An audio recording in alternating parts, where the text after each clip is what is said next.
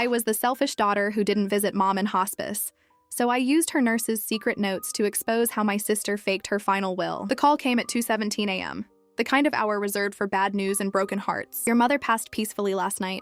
Your sister asked us not to contact you. I sat on the edge of my bed, phone trembling in my hand. Not because she was gone, I'd made peace with that weeks ago, but because Claire had told hospice staff not to call me. Mom had stage IV pancreatic cancer. She chose hospice over aggressive treatment.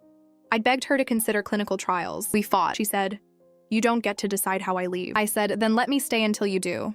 She refused, said my presence stirred up stress, so I left. But I called every day, sent voice notes, paid half the hospice bill. Now Claire had erased me from the story entirely. 2 weeks later, the legal notice confirmed it.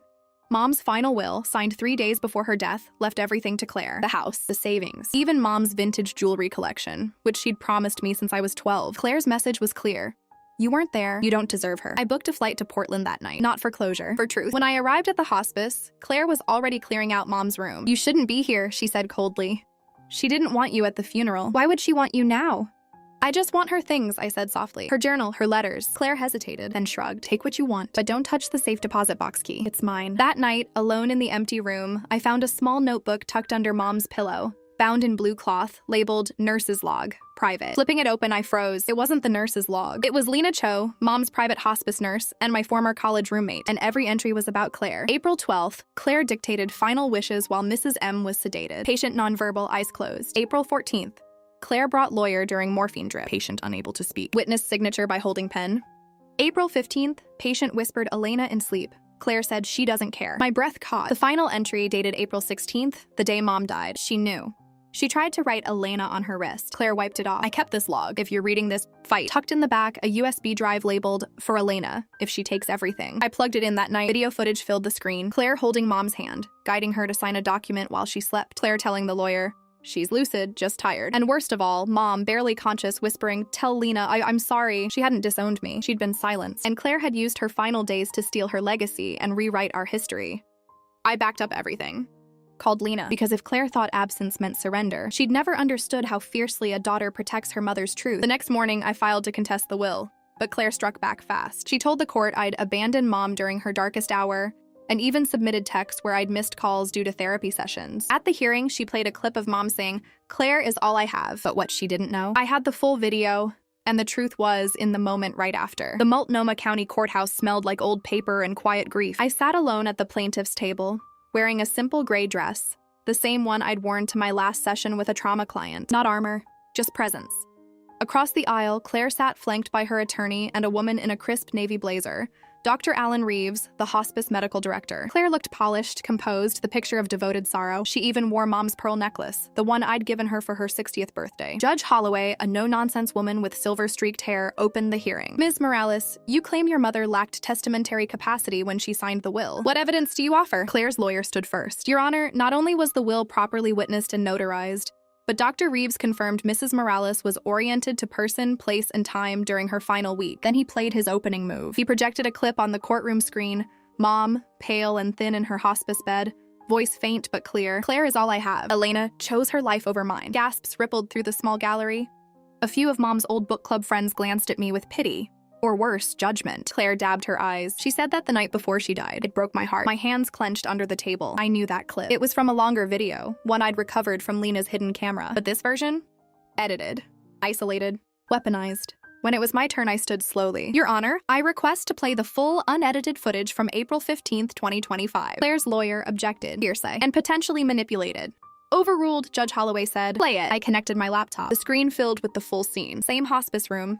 Same frail figure, but now the context returned. Mom had just received a high-dose morphine infusion. Her eyes were closed, breathing slow. Claire leaned in close, holding a pen. "Claire. Mom, the lawyer's here. Just sign this. Say you want me to have everything." Mom, barely audible. "Elena." Claire, firmly. "Say Claire is all I have." Mom, after a long pause, slurring. "Claire is all." Then as Claire turned to the lawyer, Mom's hand twitched. With her finger, she traced a single word on her wrist. "E." Claire saw it, wiped it away with her sleeve, but the camera caught it all. The courtroom fell silent. Even Dr. Reeves looked shaken. I didn't stop there. "I also submit Nurse Lena Cho's private log," I said, handing printed pages to the court. "In it, she documents how my sister dictated statements while my mother was sedated, nonverbal, and medicated beyond lucidity." One entry read, "April 14th. Patient received 10 ml morphine at 2 p.m. Unresponsive by 2:15. At 3 p.m., Claire brought attorney and guided patient's hand to sign will. Called it her final wish. I looked at Claire, voice steady. You didn't capture her wishes. You manufactured them while she was unconscious. Claire's face flushed. She was lucid. She knew what she was doing. No, I said. She was dying. And you used her vulnerability to steal her legacy. Then I called my witness, Lena Cho. She took the stand calmly. I've been a hospice nurse for 12 years. Testamentary capacity requires understanding assets, beneficiaries, and consequences. On April 14th and 15, Mrs. Morales was heavily sedated, nonverbal, and unable to follow simple commands. Signing a legal document was impossible without physical guidance and coercion. Claire's lawyer tried to discredit her. You're friends with the plaintiff. Yes, Lena said evenly, but I'm also bound by medical ethics. What I witnessed was elder exploitation. Finally, I addressed the judge directly. My sister claims I abandoned Mom, but I paid half the hospice bill. Called daily. Sent voice notes she listened to every night. Absence isn't abandonment. Exploitation is. I pulled out a photo, Mom holding up a drawing I'd sent. Mom, rest easy. I'm here in spirit. Dated April 10, 2025. On the back, in Mom's shaky script, my Elena. My heart. Tears welled in Judge Holloway's eyes. She cleared her throat. This court finds sufficient evidence of undue influence and lack of testamentary capacity. The will is hereby suspended pending forensic review. The estate remains frozen. Claire shot to her feet. You can't do this. I was there every day. You performed presence. I corrected quietly. I loved her through distance. There's a difference. As I walked out of the courthouse, rain misting the Portland streets, I didn't feel triumph. I felt relief. Because justice wasn't about taking the house. It was about proving that love doesn't require physical proximity to be real, and that a mother's truth, even whispered through sedation, deserves to be heard. That night, as I sorted through Mom's jewelry box, I found a hidden compartment with a key and a note for Elena. If she takes everything, go to locker 217.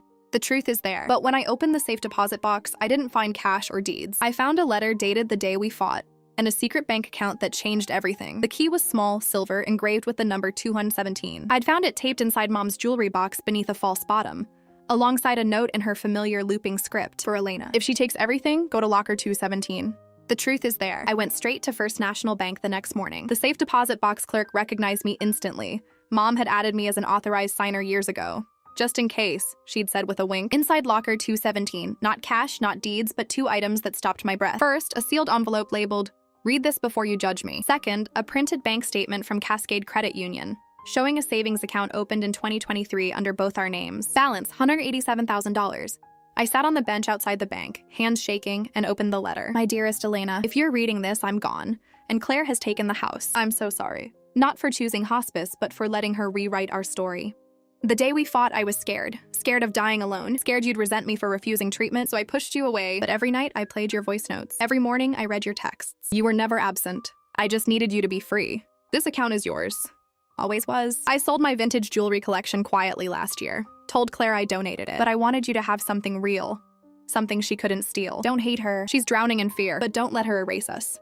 I love you. Always. Mom, tears blurred the ink. She hadn't disowned me. She'd shielded me. While Claire performed devotion at the bedside, Mom had been building a future for me in silence. But there was more. Tucked behind the bank statement, a notarized affidavit dated April 5th, 2025, 9 days before she died. I, Rosa Morales, am of sound mind today.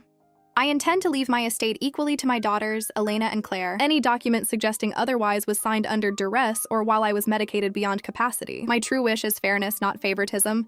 Witnessed by Lena Cho. Notarized. Valid. I called my attorney immediately. This changes everything, she said. This isn't just about contesting the will. It's proof of intentional fraud and elder exploitation. But I hesitated. I don't want to destroy her. I want Mom's truth honored. We use this as leverage, she advised. Not for prison, for restitution. We filed an amended motion. Not just to void the will, but to claim the joint account as separate property and demand Claire return any assets she'd already liquidated, including Mom's jewelry, which auction records showed she'd sold online for $42,000. Claire responded with fury. She posted on social media, "My sister abandoned Mom during chemo and now wants to steal from her grieving daughter." A local news segment followed, grainy footage of me entering the courthouse, Claire tearfully saying, "She hasn't been here in months. Now she wants everything?" But then Lena went public. In a quiet interview with a Portland paper, she said, "Rosa Morales spoke of Elena every day, played her voice notes like lullabies. Claire? She came for photos, not presents." Even Dr. Reeves issued a statement. Heavy sedation during end-of-life care renders patients incapable of legal decision-making. Verbal assent under morphine holds no testamentary weight. The narrative shifted. Meanwhile, I dug deeper into the joint account. One transaction stood out, a $15,000 withdrawal on April 10, 2025, to a shell company named Willow Trust LLC. Public records showed it was registered to Claire's married name. She hadn't just forged the will, she'd been siphoning funds before Mom even died. I confronted her at the house. She was packing Mom's art, pieces she planned to sell online. "You're stealing from her memory," I said quietly. She didn't look up. "It's mine. The will says so." "Not for long," I replied. "I know about Willow Trust, about the 15K. About the jewelry you sold." Her hand stilled. Then slowly she turned. "She always loved you more, even when you left." "No," I said. "She loved us both, but only one of us stayed honest." That night, I transferred half the joint account to Sophie's medical fund. My niece, who'd been battling leukemia, Mom had adored her. This felt like honoring both of them, and I knew. Justice wasn't about taking everything back. It was about ensuring Mom's love, her real, unfiltered, enduring love, was finally seen. At the next hearing, Claire brought in Mom's longtime friend, who claimed I'd cut contact for months. But when I played the final voice note, the one where Mom whispered, "Tell Elena I kept her letters under my pillow," the courtroom fell silent, and the judge said the words I'd waited a lifetime to hear. "This estate belongs to the daughter who never stopped loving her." The courthouse was packed this time, not just with neighbors, but with elder advocates, hospice workers, and even a reporter from the Portland Tribune. Word had spread. This wasn't just about a will. It was about who gets to speak for the dying when they can no longer speak for themselves. Claire sat rigidly at the defense table, her usual composure frayed. She'd stopped wearing Mom's pearl necklace. Instead, she clutched a tissue like a lifeline. Her lawyer opened with a new witness, Mrs. Diane Walsh, Mom's book club friend of 20 years. "Rosa told me Elena hadn't called in weeks," Mrs. Walsh testified, voice trembling. She said she felt abandoned, that Claire was all she had left. I didn't flinch. I'd expected this. Claire had spent months curating allies, feeding them half-truths wrapped in grief. When it was my turn, I stood slowly. "Your Honor, permission to play the final voice note from my mother, the one dated April 16th, 2025. Claire's head snapped up. "Objection, that's private." "Overruled," Judge Holloway said. "Play it." I connected my laptop. The courtroom screen filled with soft light. Mom's hospice room at dawn, pale sun through the blinds. She was propped up on pillows, eyes closed, breathing slow. But her voice, though faint, was clear. "Alexa, send this to Elena." A pause. Then whispering, "I kept every letter you sent, every voice note. I played them when the pain was bad. When Claire said you didn't care, I knew it wasn't true." A tear slipped down her cheek. "Tell her I kept them under my pillow, so I'd dream of her." Then softer, almost a sigh, "My Elena, my heart. Always." The recording ended with the sound of her breathing. Slow, steady, peaceful. Silence filled the courtroom. Mrs. Walsh covered her face with her hands. Even Claire looked away, jaw clenched. I turned to the judge. For months, I sent voice notes every day, letters, photos. Mom saved them all. While Claire told the world I abandoned her, Mom held my love close, even when sedation stole her words. I handed the court a sealed box, recovered from under Mom's mattress. Inside, 89 printed voice transcripts, each labeled with date and time, tied with ribbon. On the top, a note in Mom's hand, "For when I'm gone," so she knows I never stopped waiting. Then I played one more piece of evidence, a call log from Mom's hospice phone. April 15, 2025, 9:03 p.m. Outgoing call to Elena Morales, Denver. Duration 8 minutes. Claire had claimed Mom was nonverbal that week, but hospice records showed she'd been alert that evening, just hours before she slipped into her final sleep. "She spoke to me," I said, voice breaking. "One last time. And she never said I forgot her. She said, 'Tell Elena I'm proud of her.'" I looked at Claire. "You didn't just steal her assets. You stole her final words and twisted them into a lie." Claire finally stood. "I was there every day. You were thousands of miles away." "Yes," I said softly. "But love isn't measured in miles. It's measured in truth." Judge Holloway removed her glasses. "Ms. Claire Morales, did you dictate statements for your mother to repeat while she was under heavy sedation?" Claire hesitated. Then quietly, "I thought I was helping her clarify her wishes." "You manufactured them," the judge corrected. "And you used her vulnerability to enrich yourself." She turned to the gallery. "This case reveals a dangerous pattern, exploiting end-of-life cognitive impairment to override decades of documented love. The law protects the vulnerable, not the manipulators." She ruled. The contested will was voided due to undue influence and lack of testamentary capacity. The joint account was declared separate property and awarded solely to me, as per Mom's documented intent. Claire was ordered to return all liquidated assets, including jewelry and art, within 30 days. And most importantly, Rosa Morales' final wishes are honored not by a forged document, but by her lifelong actions, and her unwavering love for both daughters, even when one chose distance over deceit. Claire didn't cry. She just gathered her things and walked out, shoulders hunched, no longer the golden child, just a woman who'd mistaken control for love. As I stepped outside, sunlight broke through Portland's gray clouds. Lena hugged me tightly. "She'd be proud," she whispered. I nodded, clutching the box of voice transcripts to my chest. For months, I'd carried guilt for leaving. Today, I carried truth, and it was enough. 2 weeks later, as I sorted through recovered paintings, I found a hidden sketch behind Mom's favorite landscape, a portrait of me as a child, holding my niece's baby shoes. On the back, a note, "Build something beautiful from this pain. Mom." But the real legacy wasn't in the house or the money. It was in the counseling space she'd secretly rented for me downtown, paid in full, waiting for my return. The counseling office was on the second floor of a quiet brick building in Portland's Pearl District.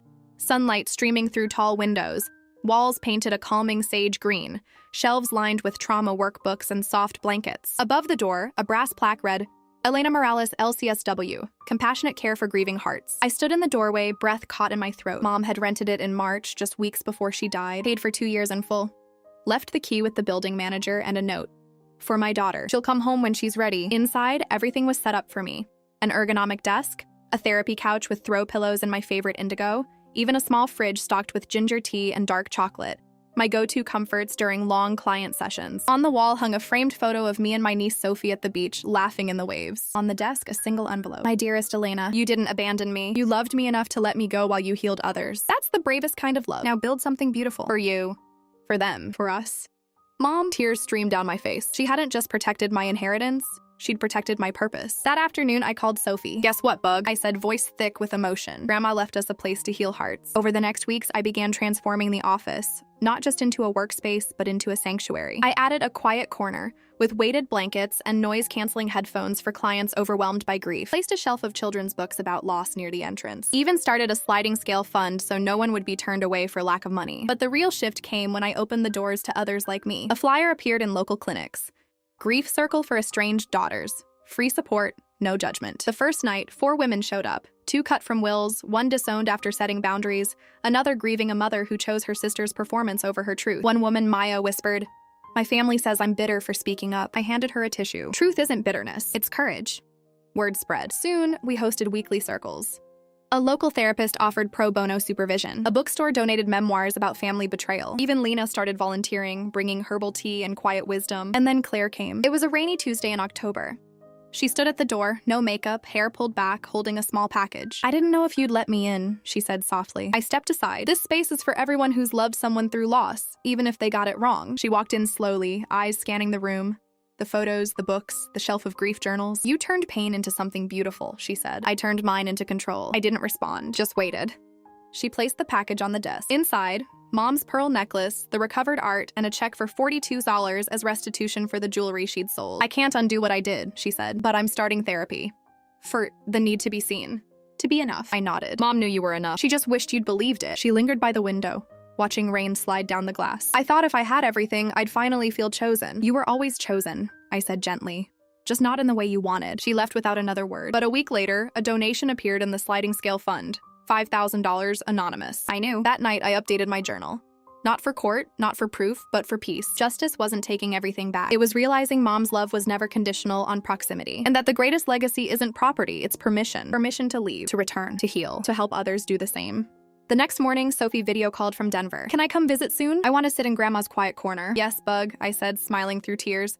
We'll fill it with light. And as I looked around the sunlit room, walls already holding stories of quiet courage, shelves offering solace to the unseen, I finally understood home wasn't a house. It was the space where love is honored, even when memory fades or families fracture. And I was finally home. 6 months later, the Grief Circle became a nonprofit and received a surprise grant from an anonymous donor. The letter read, for the daughters who stay, leave, and return. Keep healing, signed only with a single initial, C.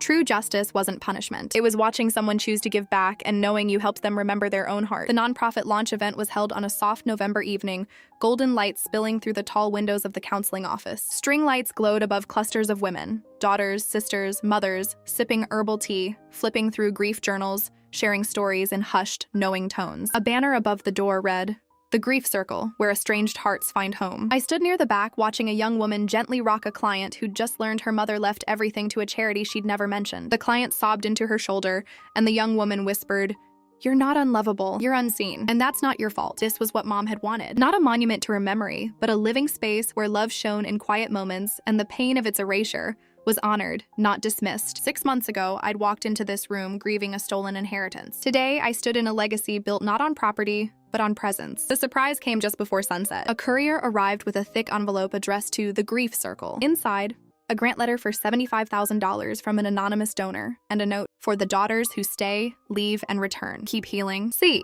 No last name, no explanation. But I knew. Claire hadn't just paid restitution. She'd chosen to give back, to heal the very wound she'd created. That night, as I locked up the office, I found a small potted rosemary plant on the doorstep.